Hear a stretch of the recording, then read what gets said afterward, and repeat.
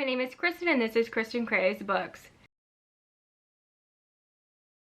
So I've seen a lot of people talk about how difficult wrap-ups are becoming and how it's so easy to forget everything you want to say about a book by the time the month is over. And I've noticed this for myself, where books that I read at the beginning of the month, by the time it comes around to wrap up all my thoughts, it feels like I had read that book ages ago. And it's probably better to do this wrap-up style vlog I've been seeing around. I think the first person that I saw do this style of wrap-up was basically Britt.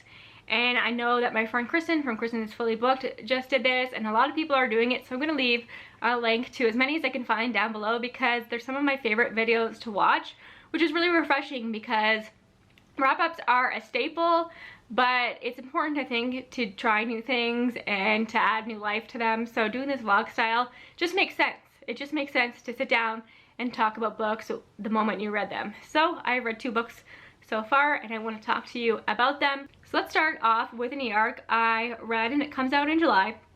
So by the time you see this, it'll be available for you to read, and I do think that you should give it a shot. And this is Their Vicious Games by Joelle Wellington. And this is definitely The Weight of Blood, Ace of Spades meets The Squid Games or The Hunger Games. That is 1000% the vibe.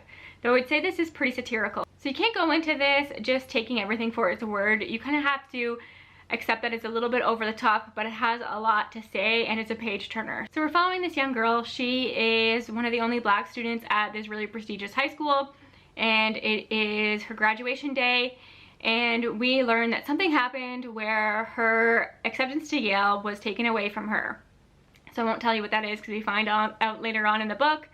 But her only chance of being able to go to an Ivy school and having the life that she wants is to participate in this competition, where it's all of these young promising women and only one person wins in the end. And they talk about some of the past women who have won, who have all become really successful. So she ends up going to this, and that's where the story takes off. It's a lot deadlier and more dangerous than she ever anticipated.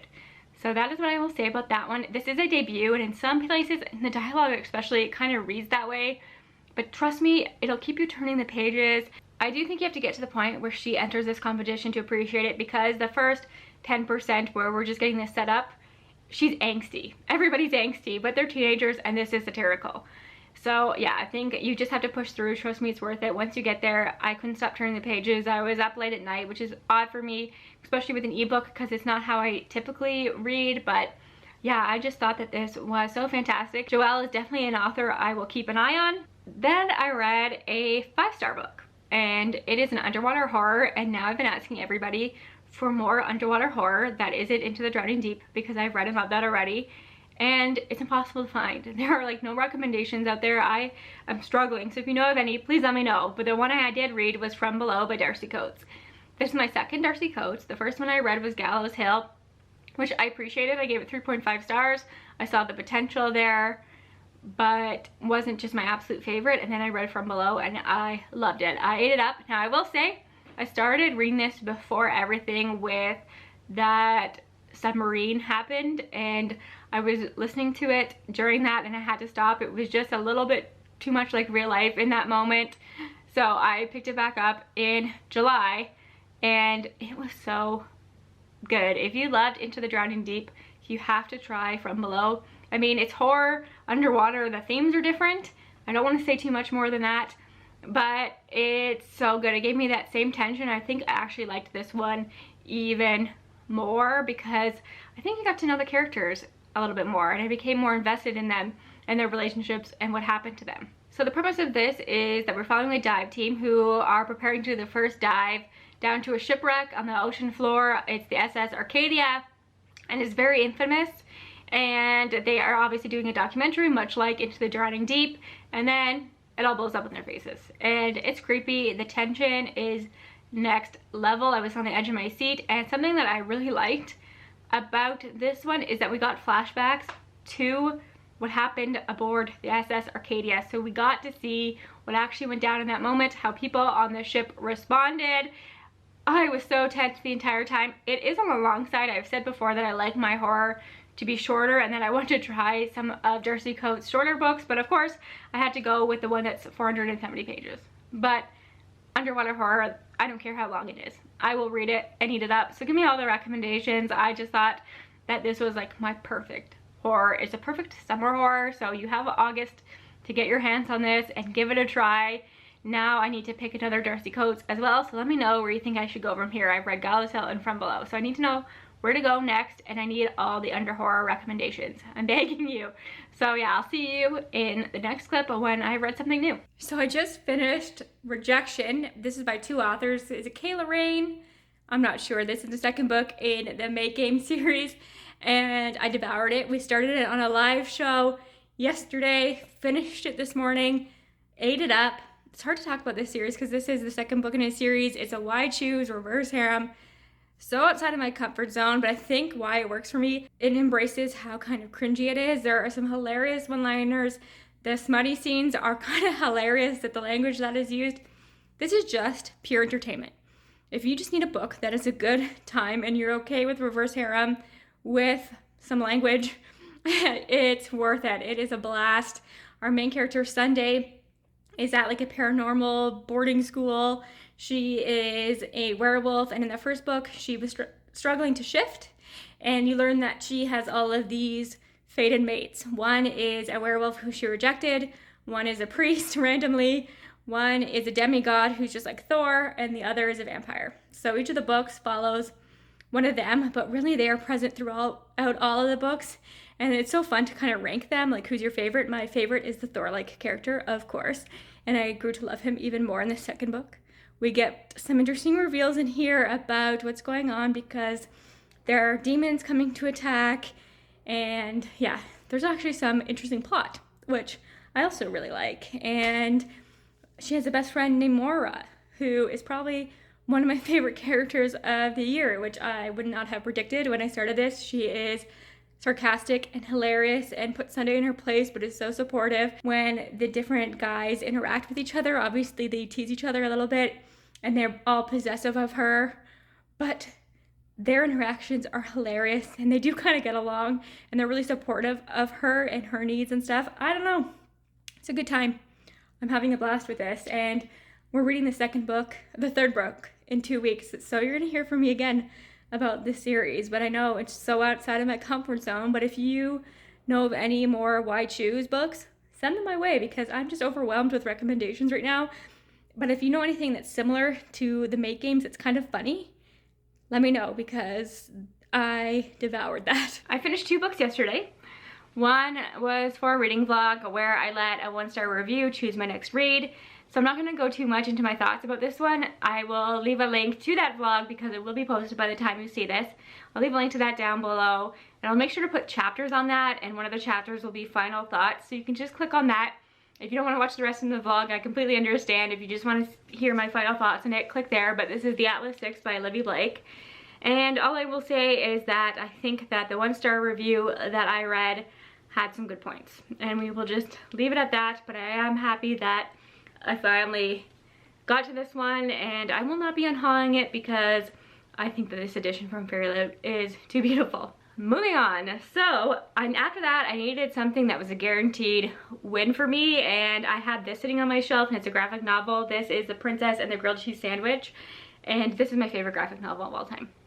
I adored this. This is the cutest thing ever. So we were following these 2 characters, and she is the daughter of a count, and we learn in the first 3 pages that he is sick and he is dying, and he is trying to find her a husband because when he passes away, the inheritance laws mean that she will get nothing if she's not married. She refuses to marry a man. Her dad recognizes that she's not attracted to men, so has a plan B where she must pretend to be his son. So he inevitably passes away, and she leaves town with a woman named Feta who works for the family and is the only person that they can trust, and lives her life as a man, but quickly falls for the princess of this town that she's moved to. Now that all the names are puns on cheese. So the princess name is Princess Brie. Our main character is Count Camembert. Then of course we have Feta. And what is the town called? I'm already forgetting here. Let me see. It's Fondue. So lots of puns like that, and it's so fun. And they used to really bond over grilled cheese sandwiches. and it's just a romance with like a hidden identity, and it's really sweet. There are balls in here, so it's interesting in terms of when this is set, because it obviously screams historical fiction, but then in one scene she's playing what looks like a Nintendo Switch, so that threw me off a little bit.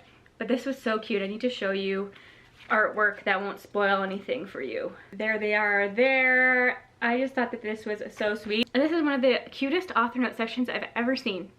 And it's all illustrated, and the author talks about their process and their wife, and this is truly inspired by them and their wife. They even look like these characters, and I just think that that's so sweet. This is just like a love letter to their wife ultimately, and they must be big cheese lovers. So I just thought that this was perfect.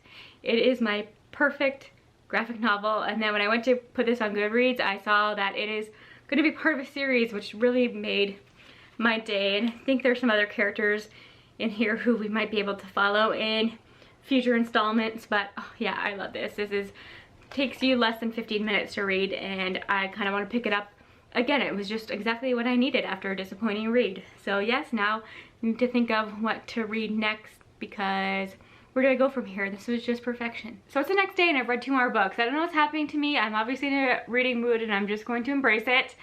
But the first one is a poetry collection, to be fair. So it's on the shorter side, obviously. And that might be a shock to you, because I don't think I've ever talked about a poetry collection on this channel. You would never think of me and think, oh, she's a poetry reader, or come to me for poetry recommendations. But there is one author whose poetry collections I really like, and that is Tristan Matier. And she wrote Aphrodite Made Me Do It, and I kind of just read that on a whim, and I really liked it. And then I found out on Bookstagram recently that this is actually a series. So the second one is the one that I just read, and that is Artemis Made Me Do It. And then we have a third one coming out in September called Persephone Made Me Do It. And you know that I love Greek myth retellings. So poetry inspired by Greek myths was really interesting to me. And the way that this author does it is she writes sections of poetry that seem to be from the Greek myth character that is the lead of the story. So in the first one it was Aphrodite, and this one it is Artemis. And then she does sections of her own thoughts and pontifications and things about her life and how they parallel each other. Now, huge trigger warnings for essay in this. She does talk a lot about being abused by men and the anger that that brings up for her, and obviously that is a very common theme in Greek myth retellings. The way that women in those myths are treated reflects a lot of how the author herself feels that she was treated, and the experiences that she has gone through, and her attitudes towards her safety around men. So if that is something that you're not interested in, I wouldn't try this collection. If that's something you can relate to, I do think it's kind of freeing. It's nice to read something that you can relate to, or you can just feel the anger, and sometimes the anger releases something. It's kind of satisfying and cathartic. So I do really appreciate her poetry, and a lot of it is just thoughts, and the way that it's interwoven with the Greek myth stuff is really, really good. And she also does her own illustrations. A lot of it is collages and stuff that they add to the experience, so I love that. Really excited that I found out that this is a whole series, and I will be picking up the Persephone Made Me Do It when that comes out. And then I had to listen to a romance on audio. This was a ALC from Libro FM, so thank you to them. And this is Forget Me Not by Julie Soto, which was her debut, and I will now be checking out anything that she writes. This was so much fun. I listened to it in a day. This is a second chance enemies to lovers romance where our main character is a wedding planner and the love interest is a florist, and her chapters are in the present where they are both working together on a very high profile wedding and just trying to get through it. And his chapters are in the past, from when they first met, leading through their relationship, and then their eventual breakup, and then eventually we do get into the present. So I really liked the way that that was done. If you are somebody who likes to read romances that are around weddings, you're gonna love this, because there's a lot of talk about how to plan this wedding, coordinating the flowers, the venues, talking to the brides, and it's just so much fun. And the brides in this see the chemistry between these two, but they do not know that they have a past, so they keep trying to set them up, which is kind of hilarious. And yeah, it's just such a fun book.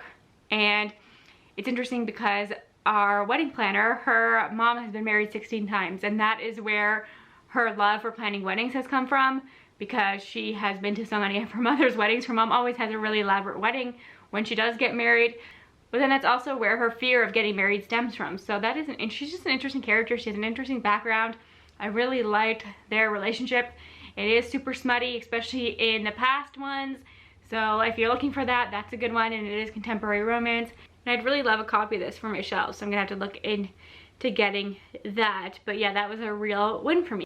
It is raining outside, but I wanted to film this clip because I've already read 3 books and I haven't updated. Obviously, I have to get used to this new format of wrap-up, but I'm loving it so far. And these are 3 short books because I was feeling slumpy and I needed some quick things. So I'm good now. I'm definitely in the reading mood now, and let's talk about these 3 books. If you already watched my August 2023 most anticipated releases video, you would have heard me talk about this book. I received an ALC from Libro Femme of The Honeymoon Crashers by Kristin and Lauren, and I'm so sad that this is audiobook only. As far as I can tell, there's no ebook available or physical copy available for this. And that makes me sad because it is a sequel to The Honeymooners, and The Honeymooners is my favorite Kristin and Lauren. Kristin and Lauren is very, very hit or miss for me. I've actually kind of given up on their stuff. But when this came out, I was excited because The Honeymooners is my absolute favorite. It's so much fun. And I know a lot of people agree with me. And if you can't access audiobooks or they just don't work for you, you won't be able to experience this story. And that just kind of sucks. And it's less than 5 hours. And to even tell you who the romance is about spoils a huge plot point from book 1. But if you have read book 1, I think you can kind of put 2 and 2 together and figure out who this romance follows. And it's really, really sweet. It takes place in Hawaii, and it's centered around planning this wedding at the last minute. So if you're into that trope, that's in there. I love romances that take place around wedding planning, but I just wish it was more accessible for people. But I did really enjoy it. It's a full cast audiobook. Honestly, you could listen to it. It's like 4.5 hours. I listen on 2 times speed, so you get through it really quickly, and it just brought me a lot of joy. So I was happy to have that and to have read that and have had such a good time with it. And then I decided to buddy read with a couple of friends Murder at Spindle Manor by Morgan Stang, and this is on KU. It is self-published and it is up for SPFBO right now. It's one of the books that was submitted. It's one that caught all of our attention, so we decided to try it, and unfortunately none of us had that great of a time with it. And I think the problem with it is that it felt so much like Agatha Christie or Clue that I couldn't fully immerse myself in it. It almost felt like I was reading a play. Like, you could picture the characters and where they would all stand on the stage. It felt like a stage performance more than a book, and that might appeal to some people, but for some reason it was just really distracting for me. I couldn't get into it.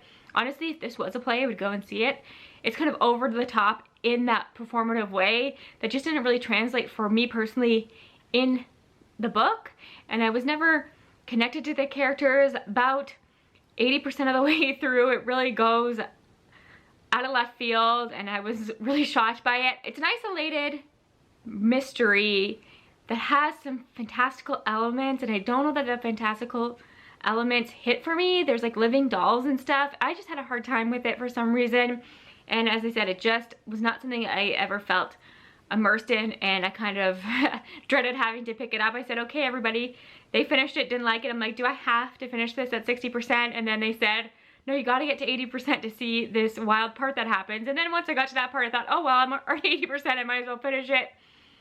I am still curious to try more from this author because she does have some cozy fantasy that I think is really interesting. This book is getting a sequel. I forgot what the title is called, but it's obviously a Murder on the Orient Express retelling, and I just don't think that works for me. I like Agatha Christie retellings if they're in space. That is very niche, but that seems to be the only time that I really truly like Agatha Christie retellings. So this just didn't really work for me. So we'll move on. Then I felt a little bit slumpy and I needed something quick and fun. And I'm in the mood for horror for some reason because I feel like I've read a lot of romance already. And I've been thinking about From Below is the best book I've read so far this month, I think. So I thought, okay, I'll do something horror. And Mira Grant always hits for me. Her sci-fi horror novellas are my favorite thing. So I decided to read another one. I'm running out of them. This makes me sad. But I read Square Cubed. And there are less than 1,000 ratings for this on Goodreads. I didn't realize it was so underhyped. So it's definitely one I would try if you're into sci-fi horror, but I will tell you that it is current. It takes place just after the pandemic, and at that moment there is a rift in the universe, and these two sisters are split apart and living on different sides, and we're following both of them until the point that they meet again and they're trying to save each other. So one of the sisters becomes a scientist. It's like 17 years after this happened and they haven't seen each other. And one of the sisters becomes a scientist and is trying to figure out how to get her sister back. The other sister was trying to figure out how to get home, but eventually just gives up. She doesn't think it's possible. She's not even sure if her sister is alive, and she kind of tries to move on with her life. But her side is obviously a lot scarier. And then we're talking about Earth side and how the government gets involved and government cover-ups and how governments profit off tragedy, which I thought was an interesting conversation to have. And I like books about sisterhood and the power of that relationship. I don't have a sister, I have a brother who I adore, but I feel like the sister relationship is so much more complicated. Like my brother and I, it's a very easy relationship, but everybody that I know who has sisters, they're always a bit more complicated, and I think that's an interesting relationship, and those conversations come up in here. So for such a short novella, it really got me thinking. It is very science heavy, and I've talked about this before, where there's a lot of science, it loses me. But for some reason, when Mira Grant does it, I'm into it. I follow along, I get it. Even the stuff that confuses me, I think it's fascinating. I'm just in awe of her mind. So I will read more of Mira Grant stuff, who is Shannon Maguire. I said that Shannon Maguire and Mira Grant were the same person, and my friend Kristin had no idea. So if you didn't know, it's the same author. So if you like Shannon Maguire stuff and you're looking to get into horror, maybe try Mira Grant, because it's the same writing style. And yeah, I just thought that was great. I'm so falling behind already. I love doing this vlog style of wrap up, but I need to be better at keeping track of what I've talked about. So I think I have 3 that I haven't talked about yet. So you will see I'm in a new location. I'm at the beach for the month of August, and I'm so excited about it. And I've read 3 great books since I've been here. So the first one is Silver Nitrate by Silvia Maria Garcia. This is her new book. It is horror, and I really like this. I gave it 4 stars, and I do want to mention that this is super slow burn horror. And I know that a lot of people, myself included, normally I like horror novellas because they're quick. I like to get to the horror elements quickly, but something about Silvia Marino Garcia is like an exception. She's an exception to that rule for me. I love her slow burn horror. The first 50% is setup. It is a lot of setup, and in a different way than Mexican Gothic, because in Mexican Gothic, at least you get to the creepy house pretty early on, and the atmosphere itself adds to that tension and some of the horror elements. In this one, it's just these 2 people in their apartments having a conversation with a man who was a movie producer or director, and talking about this cursed horror film that they did, but nothing creepy really happens. We get a moment, a taste, like 30% in, and then 50% is when we get all the setup from the first half really starts to play out, and it's worth it. The things that I didn't particularly love about it happen in the last half, and to even tell you that this thing does happen kind of spoils it, because I spent the first half of the book wondering if it was gonna go there or not. So I'm not even gonna say it, but I didn't love that part of it. And I think that if you are a big horror fan, especially horror movies from the 90s, you're gonna appreciate this even more than I did, because I am a chicken. I will read all of the horror books in the world, but I will not watch the movies. But there is like a cult following around horror, and I do think that the whole world is really interesting, especially when you consider that this is set in Mexico City. So it's talking about a lot about dubbing movies.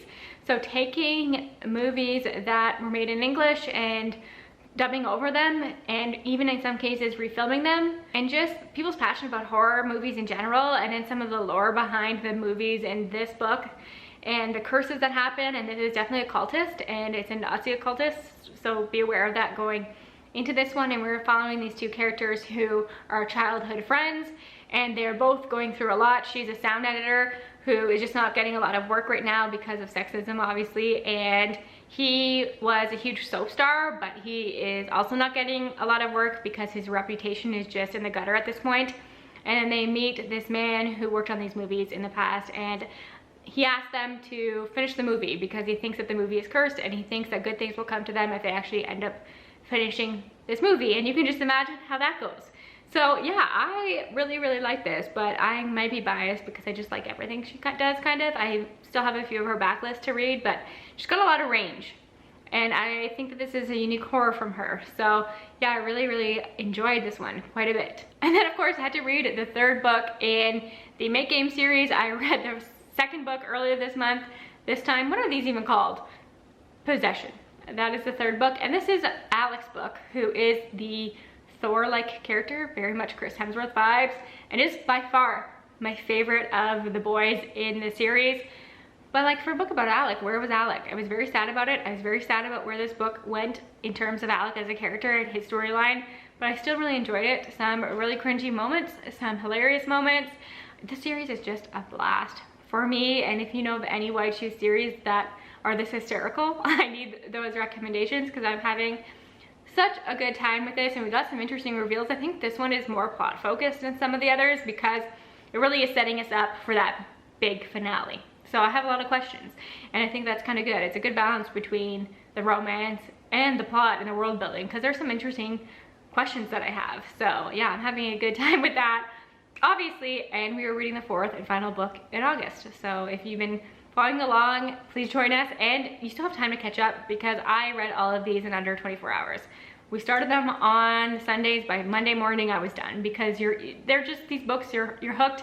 They're quick reads. You can't stop listening and laughing out loud and cringing, so it's just a good time. And this last book is the most exciting. I was a brat in my last few videos where I said I didn't get approved for an arc of Thornhedge. I did get denied of any arc, but they did approve me for an ALC, so I had the audiobook and I screamed. I was so excited. I dropped everything I was reading, and of course I listened to this right away in a day because it's short. It's 120 pages. I don't think I realized how short it was, but I ate it up. It was 5 stars. This is a Sleeping Beauty retelling, but it's definitely very unique. I have such a special place in my heart for T. Kingfisher's fairy tale retellings. I love everything she does, obviously. I love her horror. I love her fantasy. I love her romances, but her fairy tale retellings are just really special. And she takes this inspiration and brings new life to these stories, and they're just so refreshing, and I loved it. And because it's so short, I don't want to say too much. We're following a character named Toadling, who was taken away from her family when she was a baby, and she was raised with the fairies, and the fairies loved her. It was a really great childhood. And then they ask her to go and save this baby, and that kind of goes wrong. And then we're years later, and a knight comes up to a tower and wants to see if the stories that he has been told about a fair maiden locked in a tower are true. So yeah, I just thought it was beautiful. It's everything that I love about T. Kingfisher. The perfect balance between light and dark, which I know maybe doesn't work for everybody, but if you liked Nettle and Bone, it's that kind of vibe. And there are characters that are so memorable and unique, hints at romances that you will just swoon over and love. Great side characters as well. Lots of world building and character development in so few pages, and then her signature sense of humor. So of course I cannot wait to see what she comes up with next, and I will be getting a copy of this for my shelves. I adored it, and I'm so grateful to NetGalley and Macmillan Audio for approving me for that ALC, because it just made me so happy. Okay, this is the last clip of this wrap-up style vlog, and I hope that you enjoyed this. Let me know in the comments. It is actually August 1st. I have read 3 more books that I need to talk about. I'm currently in my window, so hopefully my neighbors don't see me talking to a camera through the window, but it was the best lighting. It's the best I could do. It's another rainy day. So 2 books I read for a vlog that won't be out by the time you see this, so I'll give you just a quick rundown. I don't really want to spoil that vlog for you, so I'll just tell you the 2 books that I read, and I won't give you any thoughts on them. So the first one was Bookshops and Bonedust by Travis Belcher, and I feel like you can guess how I felt about that one, but I want you to see all my reactions in that video. It was a 24-hour readathon, devoured that. And then I had bought this. This is Days at the Morisake Bookshop at a local independent bookstore the day before, and the themes felt very similar to the ones in Bookshops and Bonedust, so I thought I could read both of those and kind of be a mini themed vlog, because they both take place at bookstores. They're both following characters who end up working for these bookshops without really wanting to, and are not really readers at the beginning, but then find an appreciation and passion for books. Now obviously Bookshops and Bonedust is a fantasy. This is very much a contemporary literary. It's translated from Japanese. It's on the shorter side. Mixed feelings about this one, but you'll hear more about that in my vlog. But one thing I didn't say in the vlog is that there are 2 cats on this cover, not a single cat in this book, so that was disappointing. And then I ended the month with a fun one. This is This Delicious Death by Kayla Cunningham. This is everything that I love in those cheesy, campy, YA horrors that have sapphic romances, and there's a supernatural element. My neighbor is watching me, but that's okay. And there's a supernatural element where either we're following zombies or vampires or werewolves, something like that. That is what I love. That's what this is. The girls in this one are all, they call them ghouls. So they're pretty much zombies in that they eat human flesh. And there was a plague that happened in the world years before called the Hollowing, where people were affected by this and went feral and started killing one another, and then scientists came up with a synthetic meat that can keep these people's hunger waned and keeps them fed, and they can live amongst everyone else. And we're getting chapters in the present where these four girls are at a music festival and things go awry and have to investigate what is happening because one of them is found eating a man. And then we're getting glimpses of the past where we find out how the main character became a ghoul and what that experience was like for her, how her family reacted, which was really interesting. And these 4 girls also meet this group of boys at this festival, so what it's like to interact with humans as a ghoul, kind of trying to hide who you truly are. And then there's also a sapphic love story because she is secretly in love with her best friend who happens to be trans and is like a makeup guru online. So that is really cool. It's not a perfect book. Some of the dialogue is really cheesy, but that's what I want. If this was trying to be too serious, I wouldn't have liked it. It was fun. It was a page turner. I ate this up. This is what I look for. So if I sat here and picked it apart and couldn't suspend my disbelief for it, or was analyzing all the dialogue, yeah, it's not perfect, it's not great, but it was such a fun time and exactly what I wanted in that moment, exactly what I want in this niche subgenre. I gave it 4 stars. It was a blast. I really liked the audiobook too. I immersion read that. So those are all the books that I read in July. My favorites. Let me think about my favorites here. Obviously Thornhedge by D. Kingfisher. I don't want to say the other one, but I think you can guess. And a standout is actually From Below by Darcy Coates. That was such a great horror and really makes me want to read a lot more underwater horror, so that's a good one.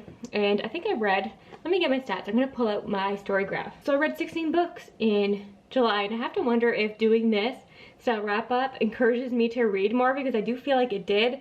4,521 pages, and yeah, this is great. My highest genre was obviously fantasy, then romance, then LGBTQ, then horror. So yeah, this was a great reading month for me. My average rating was 4.07, which I think is probably one of the best reading months I've had in a minute. So I really can't complain. I've read 2 of my most anticipated books of the entire year.